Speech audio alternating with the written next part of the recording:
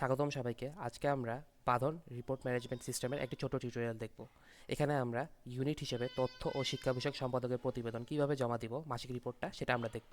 তো first of all আমাদের যেটা করা লাগবে rms.badhan.org এই ওয়েবসাইটে যেতে হবে। গিয়ে এখানে আপনাদেরকে একটা ফর্ম প্রদান করা হয়েছিল। আপনারা এখানে যেগুলো ইমেল প্রদান করেছেন সেই ইমেইলে আপনাদেরকে পাসওয়ার্ড সহ একটা ইমেল পাঠানো হবে। সেই পাসওয়ার্ড ইউজ করে আপনারা লগ ইন করবেন। তা আমি এখন আপাতত একটা দিয়ে লগ ইন করে দেখাচ্ছি। তো আমরা এখন এখানে লগ ইন করলাম। লগ ইন করার পরে এখানে দেখতেছি আমরা কিছু ডাটা আছে, আমরা অলরেডি একটা এন্ট্রি দিয়ে রাখছিলাম, তাই এখানে কিছু ডাটা দেখা যাচ্ছে। মাসিক রিপোর্ট মানে এই যাবৎকালে কী দেওয়া হয়েছে, মোট রিপোর্ট, অনুমোদিত রিপোর্ট, পরে আমাদের যে রিপোর্টে আমরা যেগুলো ডাটা দিই এগুলো এই যাবৎকালের সামগ্রিক যতগুলো ডাটা আছে সব দেখা যাচ্ছে। রক্তদানের প্রবণতা, পরে এগুলোও দেখা যাবে। এখানে গত 6 মাসেরগুলো দেওয়া আছে। গত 6 মাসের যেহেতু আমরা কিছু দিই নাই, তাই এখন এই মুহূর্তে এখানে কিছু দেখাচ্ছে না। পরে আমরা এখানে কী কী রিপোর্ট জমা দিছি, সাম্প্রতিক রিপোর্ট সময় ওইগুলো দেখা যাচ্ছে বিচারাধীন। বিচারাধীন বলতে বোঝাচ্ছে আপনারা যখন রিপোর্ট জমা দিবেন তখন সেটা জোনাল অ্যাডমিনের কাছে যাবে। তখন এটা যদি অ্যাপ্রুভ করার পর সেটা অনুমোদিত হয়ে যাবে। তো আমরা এখন একটা রিপোর্ট জমা দিয়ে দেখি। ধরেন এখন আমার কাছে যে ডাটা আছে 2025 মার্চের, 25-এর ধরেন ফেব্রুয়ারি মাসের আছে। তো এখন আমরা এখানে জাস্ট আমরা রিপোর্টে যেগুলো ডাটা দিতাম এক্স্যাক্টলি ওগুলো ডাটাই দিব।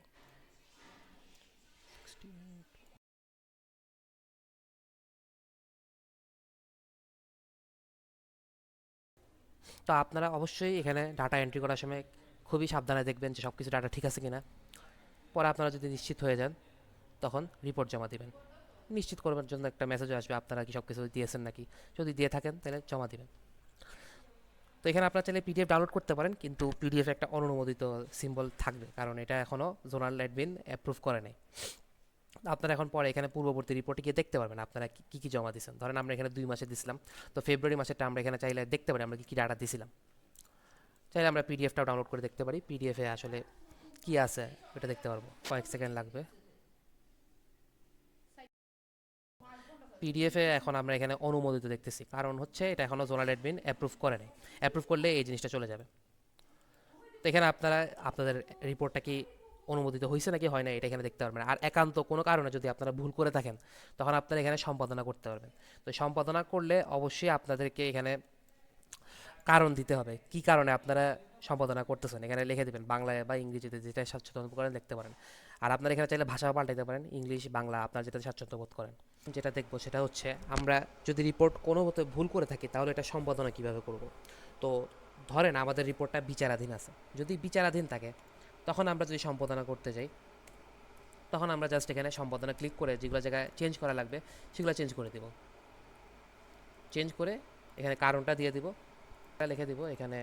এখানে এখন যেহেতু কোনো কারণ নেই, আমরা আপনারা নিশ্চয়ই কোনো কারণ সই অবশ্যই লিখবেন এখানে। আপাতত জাস্ট আপনাদের একটা কারণ লিখে দিয়ে দিলাম, ঠিক আছে, রিপোর্ট আপডেট করে দিলাম। তো এখানে যেহেতু এটা এখনও অনুমোদিত হয় নাই, বিচারাধীন অবস্থায় ছিল, তো আপনারা যদি এখন সম্পাদনা করেন, তো এখন সম্পাদনা করলে এটা আসলে যেভাবে ছিল সেটা মানে ডিরেক্ট এডিট হয়ে যাবে। ধরেন আমরা এখানে বিনামূল্যে 0 ছিল 2 করছি, 2 হয়ে গেছে। তো যদি রিপোর্টটা অনুমোদিত হয়ে যায় আর এরপরে আপনারা ভুলটা দেখেন তখন সেটা কি করবেন সেটা এখন দেখব। আমাদের এখন যদি রিপোর্টটা অনুমোদিত হয়ে যায়, এই যে অনুমোদিত হয়ে গেছে, কিন্তু আমরা এখন জানি যে আমরা এখানে একটু ভুল করছি। তো জমা দেওয়ার 3 মাসের মাথায় আমাদেরকে এটা যদি এডিট করা অ্যালাউড আর কি। তো আপনারা এখন যদি চান এটা এডিট করতে পারেন। তো আমাদের এখানে কিছু ভুল ছিল, এগুলো আমরা ইচ্ছাকৃতভাবে করছিলাম, কিন্তু আপনারা তো অবশ্যই ইচ্ছাকৃতভাবে এটা করবেন না। তো এখানে 0 দিলাম আর এখানে কি ছিল, এটাও 0 ছিল। তো এগুলো আমরা যদি এডিট করার পর এখন কারণ অবশ্যই দিতে হবে। জোনাল অ্যাডমিনের কাছে যাবে আপনারা এক্স্যাক্টলি কোন কোন ফিল্ডে ভুল করছিলেন আর চেঞ্জ করছিলেন, এটা কিন্তু জোনাল অ্যাডমিন দেখতে পারবে। তাছাড়া আপনি এখানে কারণ দিতে পারেন, কোনো কারণ থাকতে পারে, মানে আপনারা যে এক্স্যাক্ট যে কারণটা সেটাই লিখতে পারেন এখানে। তো হ্যাঁ, তো কারণটা দিয়ে দিলেন। কারণ দিয়ে এখন জমা দিলেন। আপনি কি নিশ্চিত? তো জমা দিলেন, ঠিক আছে। তো সম্পাদনা অনুরোধ দাখিল করা হয়েছে। এখন যেটা করবো সেটা হচ্ছে পর্যালোচনার জন্য জোনে পাঠানো হয়েছে। জোন যদি এটা অ্যাপ্রুভ করে তাহলে আপনার রিপোর্টের যে ডাটাটা সেটা আপডেট হবে। আর সে যদি অ্যাপ্রুভ না করে তাহলে আগে যে ডাটাটা ছিল সেটাই রয়ে যাবে। এই যে এখন সম্পাদনা অনুরোধ করা হয়েছে, তা আপনি আবার এটা অনুরোধ করতে পারবেন না। তো পরে যখন সে অনুরোধটা অ্যাকসেপ্ট করবে তখন এটা আবার আগের অবস্থায় ফিরে আসবে। তখন আপনার চলে, যদি এটা অবশ্যই হবে না, কিন্তু আপনার যদি আবার ভুল করে থাকেন তাহলে যদি আবার সম্পাদনা করতে চান করতে পারবেন জমা দেওয়ার 3 মাসের মাঝে। আপনারা এখন যদি অনুমোদিত, আপনারা যে সম্পাদনা অনুরোধ করেছেন সেটা যদি অনুমোদিত হয়ে যায় তাহলে আপনাদের রিপোর্টের যে স্ট্যাটাসটা সেটা আবার অনুমোদিত হয়ে যাবে। এখন যদি আমরা পিডিএফটা ডাউনলোড করে দেখি তখন আর অনুমোদিত জিনিসটা থাকবে না, যদি অনুমোদিত থাকে রিপোর্টটা। তো রিপোর্ট ডাউনলোড করতে 1-2 সেকেন্ড লাগতে পারে, একটু ধৈর্য ধরার প্রয়োজন। এই যে রিপোর্টটা ডাউনলোড হয়েছে, এখন দেখেন এখানে কিন্তু অনুমোদিত জিনিসটা নাই। তো আমরা এখন সাধারণত যেভাবে রিপোর্ট আমরা জমা দিতাম এক্স্যাক্টলি ওইভাবেই পিডিএফটা আসতেছে, আপনারা যেভাবে করতেন সেভাবে আসতো। আপনারা চাইলে এখন এটা প্রিন্ট করে আপনাদের সিগনেচার সহ দিয়ে দেখতে পারেন, অথবা এমনি রাখতে পারেন, এটা আপনাদের ইচ্ছা। তো এই হচ্ছে আপনাদের রিপোর্ট জমা, এবং যদি কোনো প্রয়োজনে সম্পাদনা দরকার হয় তাহলে কীভাবে সম্পাদনা করবেন। আর আপনাদের এখানে পূর্ববর্তী রিপোর্ট সমূহ ফিল্টার করে দেখতে পারেন আপনাদের যে মাস থেকে যে মাস প্রয়োজন। মার্চ 2025 থেকে এপ্রিল 2025 দেখলাম, এখানে যেতে এখন কিছু করি নাই তাই নাই। 2025 থেকে দেখি, মার্চ জানুয়ারি 2025 থেকে, তাইলে এই যে আমরা এখানে যেগুলো জানুয়ারি ফেব্রুয়ারি মার্চ 2025 দিয়েছিলাম ওইগুলো আসছে। এখন যেটা দেখবো মাস্টার রিপোর্ট সেকশন। এটা হচ্ছে বেসিক্যালি আপনারা যে কোনো রেঞ্জে ওভারঅল আমাদের যে তথ্যটা সেটা বের করার জন্য, যেখান 2026 মানে আপনাদের সময়ের রেঞ্জ দিয়ে দেবেন সেই অনুযায়ী তথ্য চলে আসবে। তো আমাদের এখন 2025-এ যদি দেখি 2025 থেকে, হ্যাঁ এখন ডাটা আসতেছে, 26-এরগুলো আসেনি কারণ আমরা এখনও ডাটা এন্ট্রি দিই নাই তাই। তো আমরা এখানে মাসের রেঞ্জ দিয়ে দিলাম, ধরেন জানুয়ারি 2025 থেকে ধরেন সেপ্টেম্বর 2025 পর্যন্ত আমরা ডাটা চাই। তো এখানে আমরা চাইলে দেখতে পারবো, আপনাদের যে রেঞ্জ ইচ্ছা সেই রেঞ্জ দিতে পারেন, ডাটা আসবে। পরে আপনারা চাইলে এটারও একটা পিডিএফ বানাইতে পারেন। এটার পিডিএফ বানালে যেটা আসবে এই যে আপনারা জানুয়ারি থেকে সেপ্টেম্বর পর্যন্ত আপনাদের ইউনিটে কতটুকু যে তথ্যগুলো আছে সেগুলো এখানে পিডিএফে থাকবে। এই যে এখানে পিডিএফে আপাতত আমাদের জাস্ট 3টা মাস ছিল তাই 3টা মাসের তথ্যই আসছে, বাকিগুলো তো শূন্য শূন্য, ওই কারণে এগুলো আসে না, জানুয়ারি ফেব্রুয়ারি মার্চ।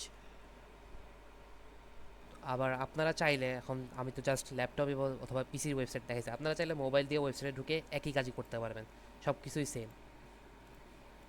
আপনারা কার্যক্রম সব কিছু সেম, ইউআইটাও সেম, আপনারা যেভাবে সব কিছু করবেন এখানেও মোবাইলেও সব কিছু সেম। তো আশা করি আপনারা ইউনিট ইউজার হিসেবে রিপোর্ট ম্যানেজমেন্ট সিস্টেমে কীভাবে কার্যক্রম সম্পাদনা করবেন তা বুঝতে পারছেন। এবং শেষ পর্যন্ত আমরা এই রিপোর্ট এই সিস্টেমটা যারা দাঁড় করিয়েছে তাদের প্রতি কৃতজ্ঞতা প্রকাশ করতে চাই। ডেভেলপমেন্ট টিমে ছিলেন শাহরিয়ার আলম পাটোয়ারি এবং সর্বেশ্বর ঘিমিরে। পরিকল্পনা এবং বাস্তবায়নে ছিল আহমেদ রেজা জুনায়েদ, এবং প্রযুক্তিগত সহায়তায় ছিল বাঁধন বুয়েট জোন, এবং সার্বিক তত্ত্বাবধানে ছিল বাঁধন কেন্দ্রীয় পরিষদ। আপনারা চাইলে ওয়েবসাইটে তাদের ক্রেডেনশিয়ালসগুলোও দেখতে পারেন চাইলে। আর আশা করি এখন সব কিছুই বুঝতে পারছেন। সবাইকে ধন্যবাদ।